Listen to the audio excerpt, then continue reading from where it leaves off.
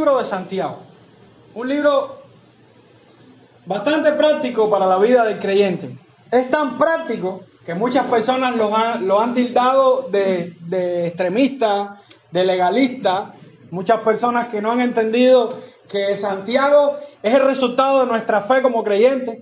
Santiago es la práctica de la fe del creyente, es la ley puesta en obra del creyente que ha sido salvado por gracia y vive en la gracia del Señor. Por amor a Dios, vive la ley de Dios, la disfruta, se deleita en ella y camina en sus pasos. En esta mañana vamos a hablar sobre un examen de nuestra fe. Un examen, pero un examen específicamente sobre, ¿sabes qué, hermano? Sobre nuestra posición y nuestro estatus social y económico. Eso para Dios aún es importante. Es importante que usted se vea tal y como Dios lo ve. Porque nosotros venimos a Cristo y muchas veces el medio del que venimos es un medio corrompido, por lo general es corrompido, no sé que haya nacido en un hogar cristiano. Es un medio que ha sembrado en nosotros ciertos valores y ciertas cosas que no son las correctas. Y aún aunque no lo haya sembrado el medio de este mundo en el que usted se desenvuelve, también lo ha sembrado. Y nosotros vivimos en una sociedad que es totalmente opuesta a la palabra del Señor y opuesta a los principios del Señor. Una sociedad que nos ha hecho tanto daño psicológicamente, socialmente, emocionalmente, que a veces nosotros no sabemos ni lo que somos, porque estamos tan influenciados por la sociedad que valoramos más nuestra vida y nuestra idea y nuestro concepto de sí mismo por lo que otros dicen que por lo mismo que somos nosotros y por lo mismo que dice Dios. El título de este mensaje se llama Aprobemos el examen de nuestro estatus. El texto de hoy está hablándole lo mismo a los ricos que a los pobres, porque es un texto que nos enseña si estamos en la condición de pobreza a tomar una posición correcta, pero si estamos en la condición de riqueza a tomar una posición correcta. Porque la vida del creyente no depende de lo que tiene, sino de lo que es en Cristo. Y a partir de ahí, el creyente comienza a vivir su vida de tal manera que sea pobre, vive una vida abundante, pero sea rico, vive una vida abundante. Su riqueza no depende de su estatus económico, sino de Dios que lo salvó. Le invito a buscar en la palabra del Señor en Santiago capítulo 1, verso del 9 al 11. El hermano que es de humilde condición, gloríese en su exaltación, pero el que es rico en su humillación, porque él pasará como la flor de la hierba. Porque cuando sale el sol con calor abrasador, la hierba se seca, su flor se cae y perece su hermosa apariencia. Así también se marchitará el rico en todas sus empresas. El texto de hoy nos muestra la superioridad del evangelio sobre nuestro estatus económico y social. Y cómo debemos vivir de acuerdo al evangelio, a pesar de que seamos pobres o de que seamos ricos.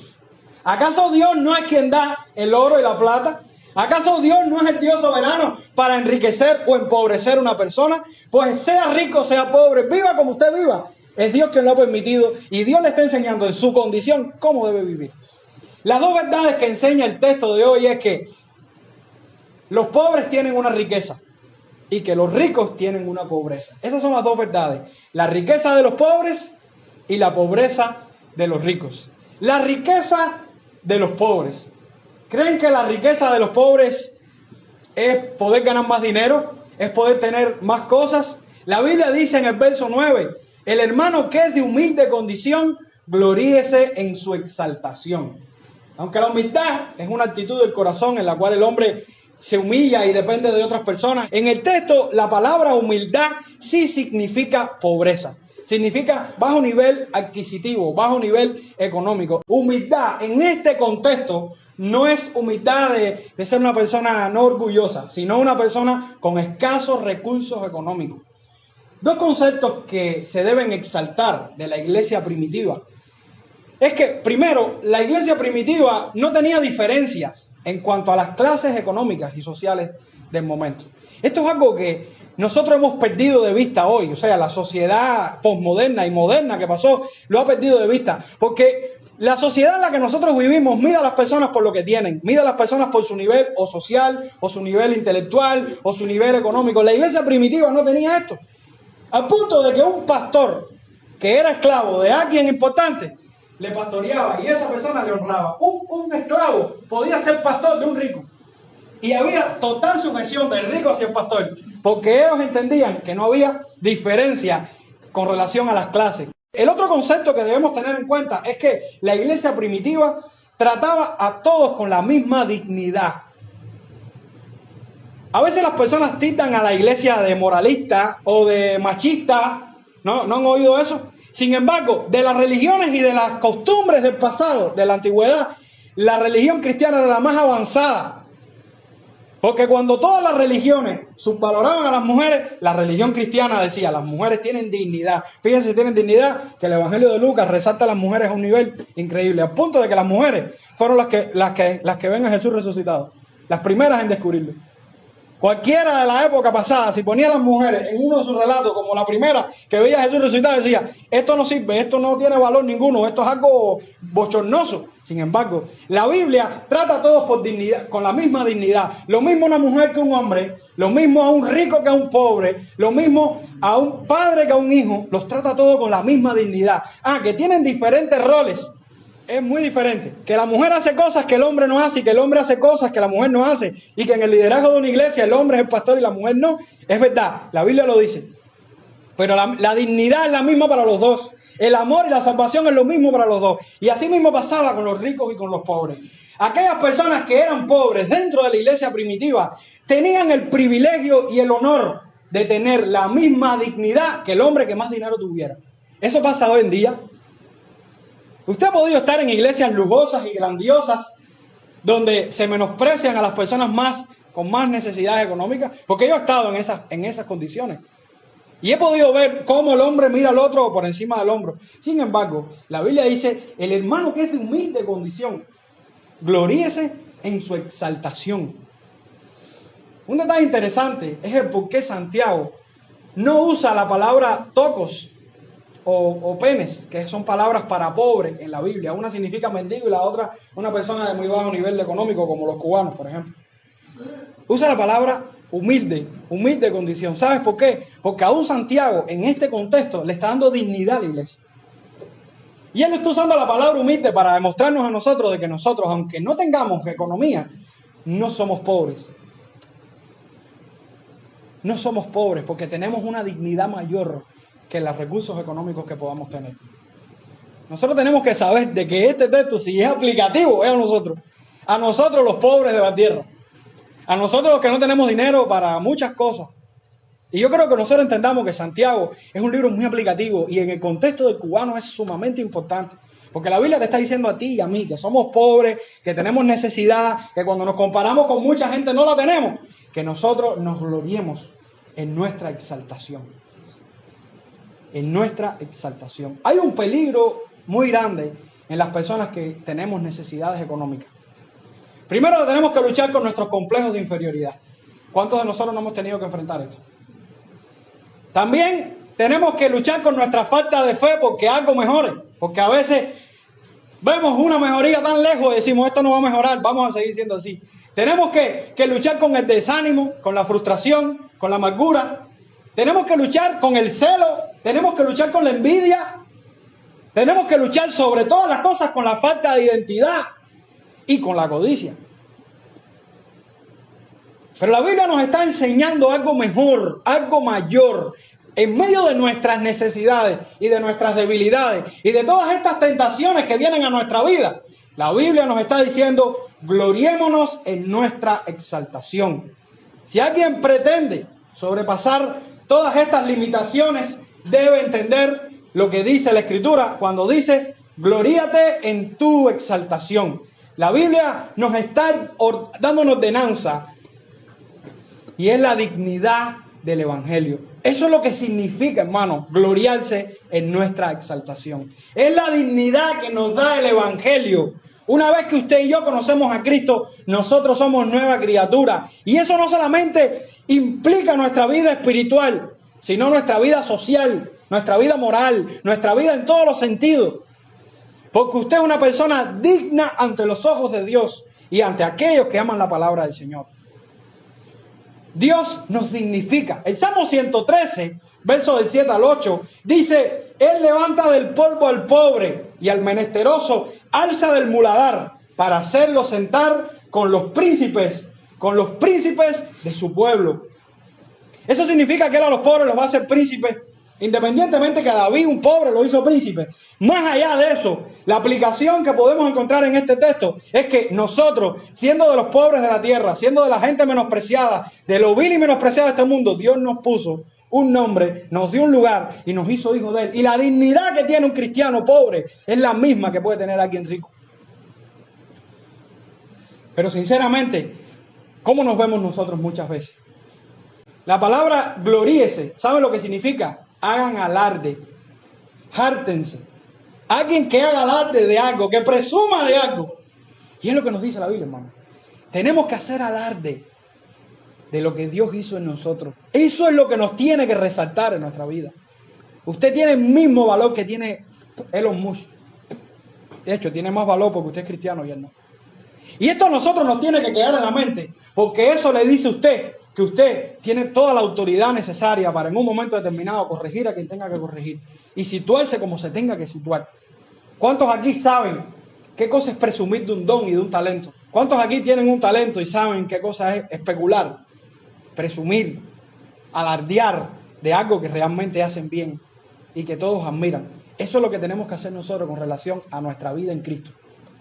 El Evangelio, lo que hizo Dios en nuestra vida. Hermano, cuando una persona entiende el Evangelio y entiende las implicaciones del Evangelio y qué es lo que nos ha dado el poder de Dios a través del Evangelio, esa persona desecha todo complejo, desecha toda amargura y toda limitación de su mente, porque el Evangelio supera todo eso.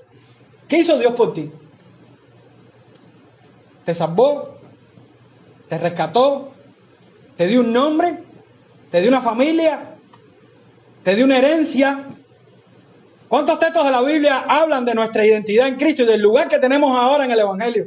Somos nueva criatura, somos real sacerdocio, nación santa, pueblo adquirido por Dios. ¿Para qué están estos textos en nuestra vida? ¿Para qué están estas verdades en nuestra vida? Para que nosotros las creamos y las vivamos. Para que vivamos tal y cual la Biblia nos dice que debemos vivir. Todos somos hermanos, tenemos la misma dignidad. Tenemos la misma dignidad delante de Dios. No hay hermano mayor ni menor. Todo lo que usted es no depende ni de los dones que tiene usted, ni de las habilidades que tiene usted, ni de lo que pueda hacer usted, ni de su coeficiente intelectual. Usted no es más digno por nada de eso. Usted es más digno porque Cristo lo compró con su sangre. Y el precio de la sangre de Cristo sobrepasa todo valor humano y sobrehumano. Y si yo no soy capaz de honrar a un pobre y honrar a un rico, yo sé que estoy equivocado. Porque a todos los tenemos que honrar de la misma manera. Y entender que si Dios ha permitido que seamos necesitados económicamente, el tiempo que seamos necesitados, aprender a amar a Dios con nuestro corazón y a creer en el Evangelio, que es el que nos hizo dignos.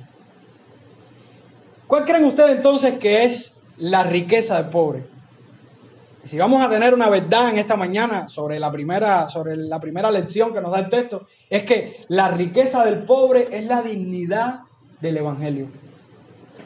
La riqueza del pobre es la dignidad del Evangelio. No dejes que nadie te menosprecie. Date tu lugar. Y lamentablemente eso pasaba en la iglesia primitiva, en el contexto del mundo. Cómo los cristianos eran pobres, necesitados, tenían que ir a donde estaban los ricos, trabajar para los ricos. Y muchas veces se veían con ese problema y ese complejo de inferioridad, porque la sociedad en la que vivimos lamentablemente todo lo mira por títulos, por tamaño, por cantidad. Sin embargo, hermano, Dios no mira nada de eso. ¿Cuánto daño nos ha hecho la sociedad en la que vivimos? De que una iglesia próspera es una iglesia que tiene dinero, un buen templo, una gran cantidad de personas y un pastor que se ríe mucho y es elocuente. Mientras más gente tenga un grupo de personas, mejor es la iglesia. Mientras más bonita esté el local, mejor es la iglesia.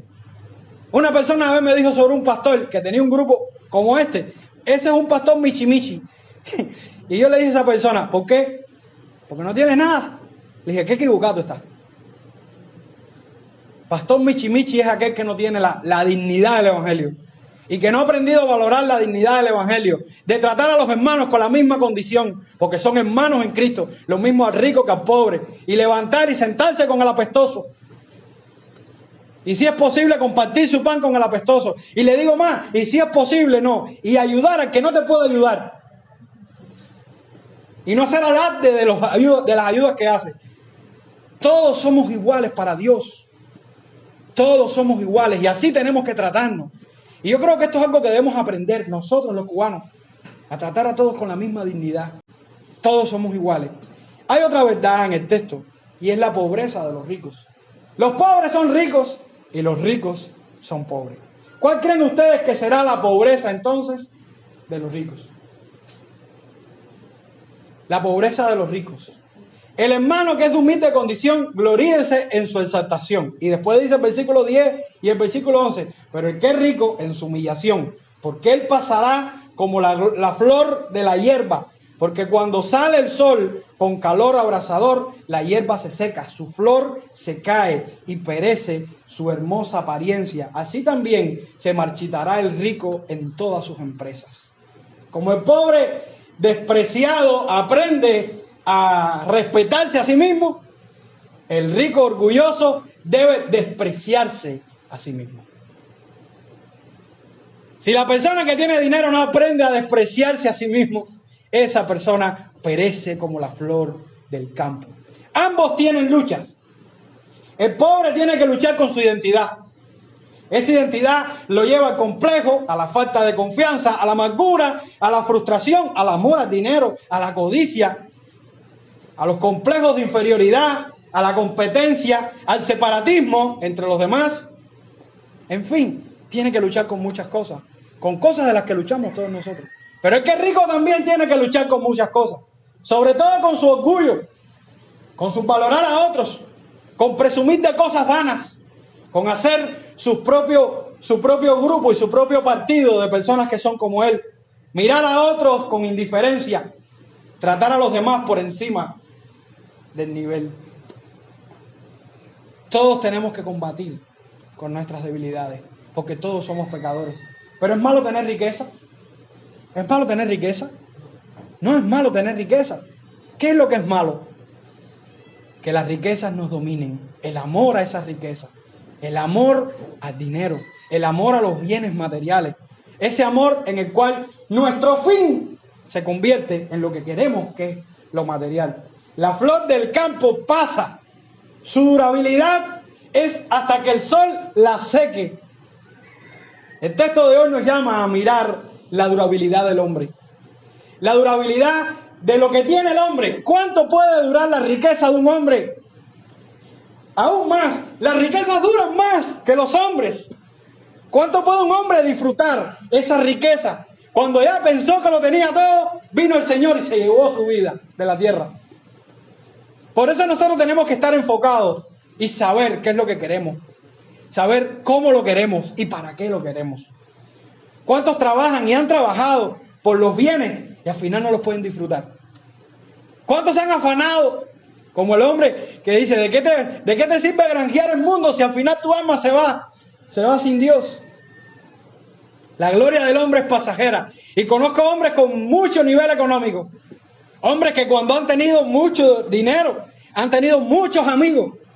Pero lamentablemente, esa gente que tiene dinero, la gente que está a su lado, está por su dinero, por lo que pueden dar, no por quiénes son en verdad. Y muchas veces tienen 5 mujeres, y las 5 mujeres lo que le quieren es quitar el dinero. Y muchas veces tienen 5 amigos, y los 5 amigos lo que quieren es beneficio de su dinero. Sin embargo, la Biblia es clara con el hombre que tiene dinero. No es malo tener dinero, lo que es malo poner tu confianza en el dinero. Porque el dinero no te va a comprar un hogar, no te va a comprar un sueño, no te va a comprar la salud, no te va a comprar tu salvación y tu vida. No lo va a hacer, hermano. El dinero es bueno cuando se usa con fines buenos. Conozco cristianos millonarios, pero cristianos que saben usar su dinero. El rico debería entonces autonegarse de ver sus recursos como el fin de lo que busca, sino debe ver sus recursos como el medio para lograr el fin y la gloria de Dios. Y hay una objeción importante con lo que estoy diciendo. Porque ¿cree usted que la persona a la que está citando el apóstol Santiago como rica es el cristiano? No. Y hay razones. Primero, porque no lo llama explícitamente en el texto a arrepentirse ni a humillar su condición. Segundo, porque le compara con una planta seca que muere. No le está dando la oportunidad de que viva, ¿no? Tercero, porque no hay un llamado a arrepentimiento, no hay un llamado a amonestación. No lo llama hermano, también lo vemos ahí en el libro. Cuando nosotros vemos, por ejemplo, el capítulo 2, versos del 6 al 9 y del 5, del 1 al 6, vemos cómo los ricos son literalmente los impíos. Y vemos, y entendiendo el contexto, nos centramos en que las riquezas no son malas, sino los hombres malos que poseen la riqueza. Y vemos cómo Santiago está haciendo una diferencia entre aquellos cristianos que están siendo perseguidos, que están viviendo en casa de sus amos, que los oprimen, que los llevan mal, los tratan mal, que abusan de ellos. Y le está dando cierto consuelo a aquellos pobres de la tierra que son gobernados por hombres ricos y que se han aprovechado de su vida. La Biblia tiene un plan para esa gente y va a llegar. Aquellos que se enseñorean del pobre, aquellos que abusan de la ingenuidad del pobre, aquellos que usan el poder para enriquecerse de los pobres, pagarán. Eso lo dice la Biblia, hermano. Porque de los ricos de los que está hablando la Biblia, no es de los ricos cristianos, en este contexto, es de los ricos impíos. Por eso la Biblia dice que perecerán como la flor del campo. Tú que te enriqueces a cuenta de la ingenuidad de los pobres, tú que vives a cuenta de la ingenuidad de los pobres y mientes a la cara, y tus riquezas son a cuenta de la extorsión, de la mentira, del abuso de poder, tú vas a perecer como la flor del campo. Por eso los cristianos en este texto deben ser consolados. ¿Saben por qué? Porque nuestra dignidad no depende del dinero que tenemos. Tengamos o no, el dinero que tenemos nos lo da Dios. ¿Para qué? Para servirle. Para los fines de su gloria. Nuestra dignidad es mayor. ¿Saben por qué? Porque sabemos lo que somos. Ellos no saben ni lo que son. Lamentablemente son esclavos de su codicia. Lamentablemente no tienen control y dominio sobre sus pasiones. Pero nosotros sí. Nosotros podemos entender de que Dios nos hizo reyes y sacerdotes, hermano.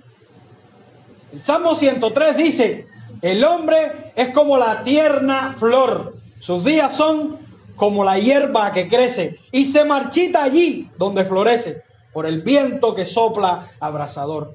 Ese hombre perecerá como muchos han perecido. ¿Cuántos emperadores, cuántos reyes, cuánta gente que han abusado y se han enriquecido a cuenta de los pobres han perecido y no han podido hacer nada más con su vida? La vida del rico llega a su fin repentinamente. En un momento va a llegar, cuando menos lo imagina. ¿Y qué hizo con su riqueza? ¿Qué pudo hacer con su riqueza? Nada. En medio de su afanosa ocupación de ganar dinero, lo perdió todo. Cuando menos lo imaginó, pereció en esta tierra. Cuando menos lo imaginó, llegó algo y le quitó lo que tenía. El pobre no tiene que preocuparse porque le roben el dinero que tiene guardado en la gaveta. El rico vive con temor constantemente, con frustración constantemente cuando no puede lograr sus objetivos, porque su corazón es insaciable, su codicia es insaciable. El hombre quiere más y quiere más, porque el hombre tiene su fe puesta en los bienes de esta tierra. Pero cuando el cristiano entiende cuál es su propósito, dice: no tengo dinero hoy, ¿qué voy a hacer hoy? Sigo alegrándome, sigo usando mis recursos para Dios. Y Dios me dio esta posibilidad y con esta posibilidad le sirvo. Tengo dinero hoy. Bueno, me dio más dinero ¿para qué? Para servir una mayor influencia. Pero el dinero no cambia mi estatus, mi concepto de cristiano. El dinero lo que hace es convertirse en un instrumento para que yo pueda servir al Señor. El rico no puede hacer esto, hermano. El rico al que habla la Biblia en este texto. ¿Qué pudiéramos decirle a los ricos que se jactan en sus riquezas, que olvidan a los pobres? Perecerán. Allá ustedes, su fin es muy triste. Todo lo que has luchado lo perderás. Es la muerte el enemigo del rico. El enemigo mayor del rico es la muerte, porque la muerte va a llegar. ¿Cuál cree usted entonces que es la pobreza del rico? La pobreza del rico es su amor al dinero. La pobreza del rico es su arrogancia. La pobreza del rico es su desprecio a los demás. La pobreza del rico es subvalorar a los demás. Es mirar a los demás con indiferencia. Esa es la pobreza del rico. Por eso en este texto nosotros entendemos que Dios está exaltando al cristiano sobre los ricos. Los cristianos que tienen que padecer, que tienen que sufrir por el enriquecimiento de aquellos que subvaloran al hombre y usan al hombre como un instrumento para sus fines malévolos, Dios está exaltando al cristiano. Le está diciendo, no te preocupes si no tienes dinero. No te preocupes si la sociedad no te ha dado un nombre. Si la sociedad no te ha dado un lugar, una posición, eso no importa. Preocúpate por saber que eres un cristiano, de la dignidad que Dios te ha dado en la palabra. Preocúpate por saber que Dios te hizo su hijo. Con eso te basta, hermano. Y no es una migaja, es un tesoro. Es el tesoro escondido que muchos buscan. Nosotros lo encontramos. Y mejor dicho, el tesoro nos encontró a nosotros.